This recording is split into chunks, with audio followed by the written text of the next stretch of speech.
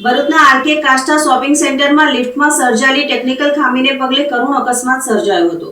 બીમાર 4 વર્ષનો બાળક લિફ્ટ અને ફ્લોર વચ્ચે ખાંચામાંથી ગ્રાઉન્ડ ફ્લોર પર પટકાતા ગંભીર ઇજાગ્રસ્ત થયો હતો. બાળકને ભરૂચમાં પ્રાથમિક સારવાર આપ્યા બાદ વધુ સારવાર અર્થે વડોદરા ખસેડવામાં આવ્યો છે. મળતી માહિતી મુજબ ભરૂચ જિલ્લાના જૂના તવરા ગામમાં તીર્થરાજસિંહ પરમાર છેલ્લા 2-3 દિવસથી બીમાર હતો.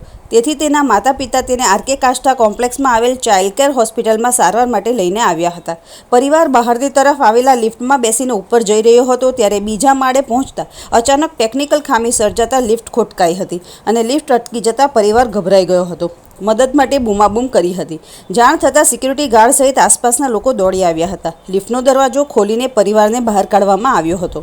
આ દરમિયાન લિફ્ટ ફ્લોર લેવલથી ઉપર નીચે થઈ જતા લિફ્ટ અને બીજા માળના ફ્લોર વચ્ચે મોટો ગેપ સર્જાયો હતો. પરિવાર બહાર નીકળવાનો પ્રયાસ કરી રહ્યો હતો. તે દરમિયાન 4 વર્ષીય તીર્થરાજનું સંતુલન ગુમાવતા તે લિફ્ટ અને ફ્લોર વચ્ચેના ખાંચામાંથી સીધો નીચે ગ્રાઉન્ડ ફ્લોર પર પટકાયો હતો.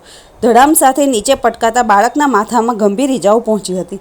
ઘટનાને પગલે સ્થળ પર અફરાતફરી મચી ગઈ હતી. આસપાસના લોકોએ બાળકને તાત્કાલિક બહાર કાઢી હોસ્પિટલ પહોંચાડ્યો હતો. બાળકની સ્થિતિ ગંભીર હોવાથી ભરૂચમાં પ્રાથમિક સારવાર બાદ તેને વડોદરા રિફર કરવામાં આવ્યો હોવાનું જાણવા મળ્યું છે. ઘટનાને પગલે લિફ્ટની સેફટી અને મેન્ટેનન્સ વ્યવસ્થા સામે સવાલો ઊભા થયા છે. સ્થાનિક ચર્ચા મુજબ ઘટનાના દિવસે સવારે પણ લિફ્ટમાં ખામી સર્જાઈ હતી અને કેટલાક લોકો ફસાયા હોવાની વાત સામે આવી રહી છે. અગાઉથી ખામીની જાણ હોવા છતાં લિફ્ટ બંધ કેમ ન કરાય તે અંગે પણ સવાલો ઉઠ્યા છે. ઘટનાની જાણ થતાં પોલીસ સ્થળ ઉપર પહોંચી લિફ્ટને સીલ કરી હતી. પોલીસે જાણવાજોગ નોંધ કરી લિફ્ટ એજન્સી તથા કોમ્પ્લેક્સ મેનેજમેન્ટની જવાબદારી અંગે તપાસ શરૂ કરી છે. લિફ્ટની ટેકનિકલ ખામી, મેન્ટેનન્સ અને સેફટી વ્યવસ્થામાં બેદરકારી થઈ હતી કે કેમ તે તપાસ બાદ જ સ્પષ્ટ થશે.